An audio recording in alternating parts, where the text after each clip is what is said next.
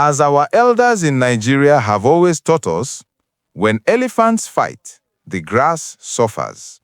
And today, the grass, ordinary party members, women, young people, and the peace-loving residents of Benin City is once again paying the price for political discord. This na confirmed street news. Na waiting we hear with the report, but be sure say na confirm. Abeg, hit that subscribe button, like this video, and drop a comment to help us grow and bring you undiluted news. The Edo State Police Command has officially confirmed that suspected hoodlums violently disrupted a lawful political gathering of the African Democratic Congress at their state secretariat on Ogbelaka Street off Sapele Road in Benin City. The incident occurred on Tuesday, February 24, 2026, at approximately 2:55 p.m., just minutes after the program had officially ended and most dignitaries had already left the venue. What should have been a peaceful close to a party meeting quickly descended into panic, stampede, and deliberate destruction. According to the police statement, the hoodlums infiltrated the remaining crowd, created commotion, chased members away, and began throwing furniture upside down. Plastic chairs and canopies that had been neatly arranged outside on the road for the event were vandalized and left damaged. A distress call was made immediately. Police patrol teams responded swiftly, but the attackers fled the moment they sighted the operatives. No deaths were recorded. However, one woman sustained injuries during the chaotic stampede. Her injuries were not caused by gunfire. She was treated at a nearby chemist shop and has since been discharged. Security has now been reinforced around the ADC Secretariat and the entire area to prevent any further breakdown of law and order. But the disturbances in Benin City did not stop there. In a related development, barely an hour later, at about 3:48 p.m., the police received another distress report, this time alleging that gunshots had been heard at the private residence of Chief John Odigie Oyegun, the state chairman of the African Democratic Congress and former executive governor of Edo State. When operatives arrived at the residence, they observed clear signs of malicious damage. The rear windscreens of two vehicles parked outside were completely shattered, and other body parts of the vehicles had been deliberately damaged. Once again, no casualties were recorded.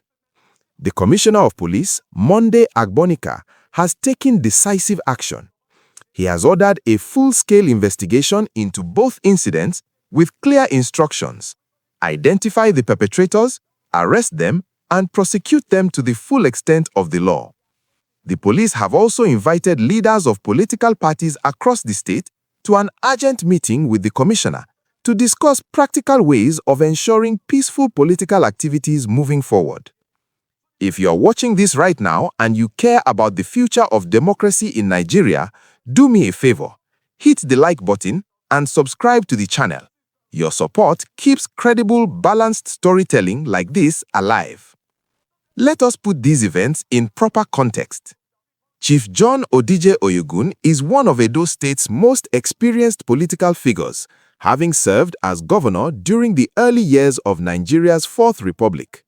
The African Democratic Congress, though not the largest party, remains an important platform for citizens who want alternative voices in governance.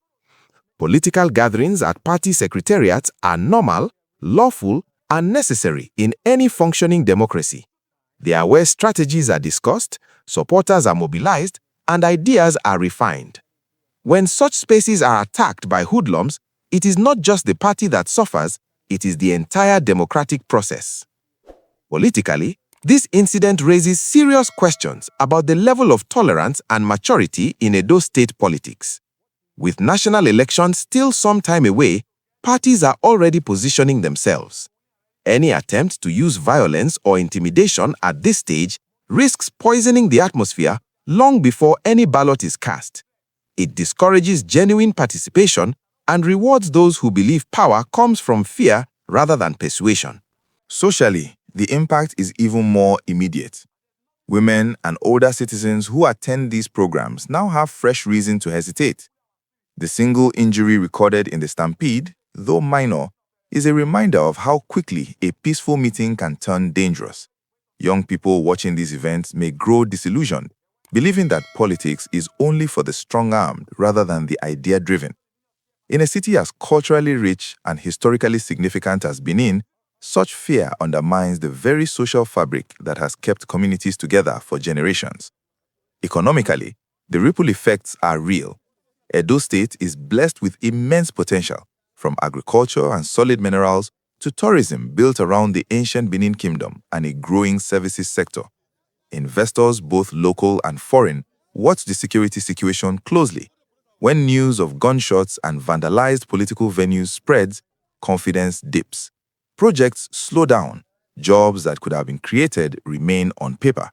Stability is the bedrock of development, and repeated incidents of this nature chip away at that foundation. From a security perspective, the police response so far has been professional and transparent. Their swift deployment, clear public statements, and refusal to downplay the incidents show commitment. Yet, the use of gunshots, even if no one was hit, signals the presence of armed elements willing to operate in broad daylight. That is why the ongoing investigation is critical. Every piece of credible information from the public can help security agencies connect the dots between the secretariat attack and the residence incident. The police have been careful not to point fingers at any specific political party or individual. They describe the actors simply as hoodlums and have reiterated their neutrality. They insist that every political stakeholder, regardless of affiliation, deserves protection. This impartial stance is exactly what Nigerians expect from law enforcement in politically charged moments. As investigations continue, the big question on everyone's mind is, what happens next? With the Commissioner's directive already in motion and party leaders scheduled to meet, there is a genuine opportunity to reset the tone. Stronger security protocols at future events, better intelligence sharing, and a collective commitment from all parties could prevent similar disruptions. The police have promised to update the public as more facts emerge.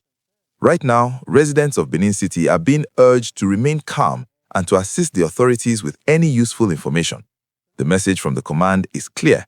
Political activities must continue, but they must continue peacefully. What are your thoughts on this developing situation? Do you believe political violence still has any place in 21st century Nigeria? Drop your honest comments below. We read every single one. Share this video with fellow Nigerians who need to stay informed, and if you haven't already done so, subscribe and turn on the notification bell. That way, you will never miss our next in-depth update as this story unfolds. Peace is possible, but it requires vigilance, accountability, and the collective will of all of us. Thank you for staying with us till the end. We will be back with more as the police investigation progresses. Until then, stay safe, stay informed, and keep demanding better from our democracy.